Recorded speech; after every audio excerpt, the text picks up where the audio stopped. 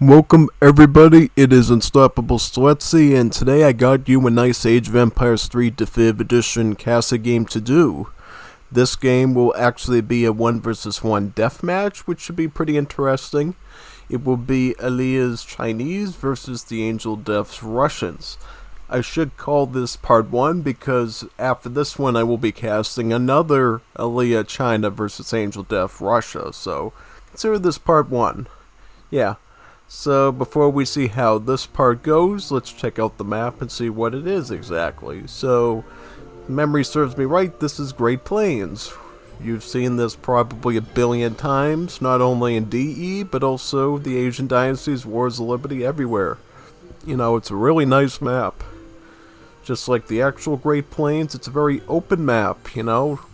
If you want to wall it, you know, you got some room to do some walls in, but not a lot of geographic cliffs or anything to really take advantage of. I mean, the only sort of barrier that's going to, again, the way of you building... Well, actually, you know what? You know what's going to be really hard is trying to build a wall on this trade route because you can't, right? Yeah, because imagine trying to stick a bunch of wooden walls up in the train just, like, running it over. Yeah, that's not going to work, but... Yeah, in general, you're going to have to build a lot of walls for your defenses unless you can maybe incorporate a native site into that, like the Cheyenne or the Comanche, which are on this map. Oh, wait a minute, no, not Apache. Apache. I thought the Comanche were on this map for some reason. I see Apache, I see Cheyenne. Did they get Comanches at all on this map? Interesting. Maybe they changed that out for DE. Alright, so let's get started, shall we? Alright. So, China in Deathmatch. Pretty interesting civ choice. Since they're Asian, they do get some starting export as well, about 9k export to start with, which means they can go right into sending some of their battalions right away from the consulate allies. For the British, they got the Germans, they get the British, they get the Russians, and then I think they get the... Trying to think of the other one. Drawing a blank, but we'll see. We'll see if they go with that one. But, yeah. In general, we got a bunch of war academies here. And when you do deathmatch, you basically need to get right down to construction. As you can see here, if you're a European like the Russians, one thing you can do is actually send out your militiamen right from the start to aggro your opponent in the deathmatch. But Asians, you know, they get the sentries and the irregulars to contradict that with. They get a melee unit, they get a range unit, so yeah, it turns into emergency unit wars in the very first seconds of the game. Now, one thing the Asian civs don't get, which is kind of unfortunate, is they don't get any tech like mercantilism, so they cannot take advantage of early shipments like the Europeans can do from their church. Right? So Russia, you can see here, constructed a church, they got mercantilism, and they basically got 5 free shipments from the start of the game. Well, it wasn't free, they had to put down a good number of coin for it, but considering how much resources you start out with in Deathmatch, it's basically free. Basically. Technically it's free. But anyways, we start to see the fighting here. We got the Kejiks, the Steppe Riders, as well as some Chukunu engaging in a battle. So a mix of different banner armies mixed together. We see some territorial ones. These ones here with the Changdao and the Arquebusier. We got the Old Han with the Kwangs and the Chukunu. Forbidden armies. Yeah, basically a mismatch of everything. Also, we see some deployment of hand mortars in the back. Now, hand mortars are going to be really important for the Chinese. What do hand mortars do? They basically are artillery snipers. You know, you deploy the hand mortars on the front lines, and they can snipe these horse artillery pretty easily, assuming they don't get pressured on, right? We could sort of see them moving into that limber mode now towards the horse artillery. To combat that, Russia will try to deploy their own culverins to try to shoot at them with. And assuming they can hit them and they don't accidentally shoot the big spam of Chinese swarm around them, yeah, they will try and pretty much kill them in one hit in general. But it all depends, you know, with China you can spam out so many units and big stack. It can be kind of hard to aim towards them. And of course, we see flamethrowers coming out on the front line, so these culverins are going to have to focus on those as well. Because as you know with flamethrowers, it's really hard to defeat them with anything other than good melee or culverins, usually anything with crush damage. And if you don't take them out right away, flamethrowers can be a serious threat. The problem with flamethrowers is, they get a really good rate of fire for an artillery unit. You know, instead of fancy multipliers, high damage, you just do a really straight rate of fire, constant burn, burn, burn. So you gotta hit that pretty well with culverins if you want to survive it. Or hit them with a really good melee unit too. So like, you know, hitting them with Cossacks or something, or Krishniks. But it looks like to deal with that, we see cavalry archers as the tool of choice, combined with some unstoppable Strelitzes I see, some of those nice skirmishers. Also some recruits for anti-cavalry. And now we see the Chinese engaging with the Russians pushing forward. There's not a lot of Russian units here defending.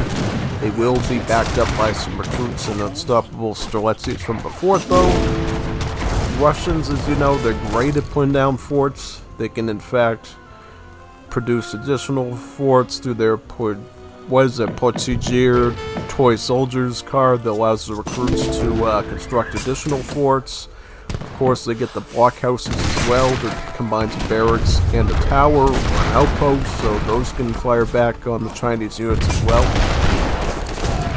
Oh yeah, by the way, if you ally up with the Russians, you actually can get access to some culverins through them, because one of the things a consulate does is it allows you to produce some allied units from the European power that you ally with. In the case of the Russians, the artillery unit that they provide is actually the culverins, so while the Russians might be making their own culverins to counter Chinese artillery, the Russians can use their export, which looks like they've burned through pretty much right now, to make their own culverins.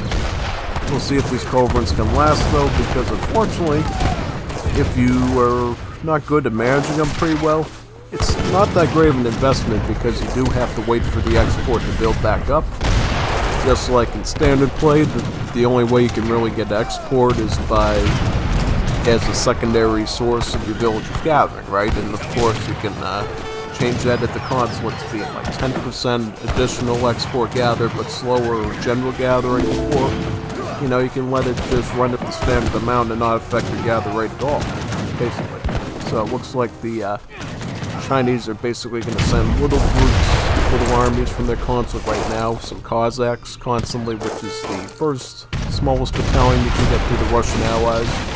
So they're probably going to use that as sort of like a buffer unit to go up in the front with, sort of distract the cav archers and let the artillery do their job. Yeah, because honestly, Warlords really good against buildings, great against artillery, and in mass they can target down infantry as well. The thing is, of course, they're not that strong, obviously, you know. They're very weak, very frail, not a lot of damage, but when you stack them up, they really do a lot of damage against the targets. Especially by the fact that they deal plus damage, and they do give multipliers, you know, to make them more significant against the artillery, as well as siege units and ships, actually, from which you can see right here, and the buildings. You know, that's why they specialize in those things. The multipliers make the difference. But now what we see from the TR-40 game that we saw with Eliyah's Chinese, he did bring the Infinite 2 Flying Crows card to the mix. With this card, he's going to constantly be able to use his shipments to add more heavy artillery into the fray. As you know, in Deathmatch, you cannot construct any wonders, right? So basically, you're not going to be able to get that Confucian Academy to make some free Flying Crows. The only way you get that heavy artillery is through that Infinite 2 Flying Crow shipment. And I think with that being said, he's probably going to use all of his shipments to send additional Flying Crows from the home city. And now we see the Flying Crows trying to siege a bit towards the fort. We see culverins trying to aim their way towards the... Interesting. So what are these? Are these the Oh, Apache. Yeah, remember there's lots of Apache and Cheyenne natives on here, so definitely get those Apache cavalry mixed in with you. They're going to be great against Cav. So right now we see a force of Chinese infantry moving towards the blockhouse. We see the cavalry moving towards the army. Oh yeah, yep. This is not looking good for Russia. I think they're basically toast at this point. Looking at the resource count, not a lot of resources either. The problem with Russia is since they train their infantry in blocks, you do have to shell out a lot of food just to get a number of blocks out of those block houses. Get it? Blocks, block houses. Yeah. In general, having this little food, like 500 food, means like literally just one battalion of unstoppable Sweatsies. Like, you're not going to get a lot out of that. I mean, 900? Maybe 2 blocks of unstoppable Sweatsies, like 20 infantry. That's like nothing. And you still got flamethrowers on the front lines here. They're going to get shredded by that. Not to mention you got hand mortars, you got flank throws, all this different types of siege units. So in general, that infantry is not looking too safe right now. Yep. Unstoppable Streletsy is not feeling unstoppable right now, thanks to those flamethrowers. And then, of course, you got the marauding cavalry and disciples, which are also technically cavalry, running around the map, raiding into the settlers too. China is super good. Yes, they are. I'm glad he acknowledged that, because some people don't really know that China is like a demigod civ in AoE 3. Trust me. Do some like ranked regular supremacy games with China. They are one of the best civs you'll ever use. They just have a really easy time massing really large armies. And even though they're notorious for a lot of trash units, they do get some strong options, you know. Hand mortars, flamethrowers, for what they do it really well. Of course, you can really beef up the Kwangs and the Chukonus for the late game.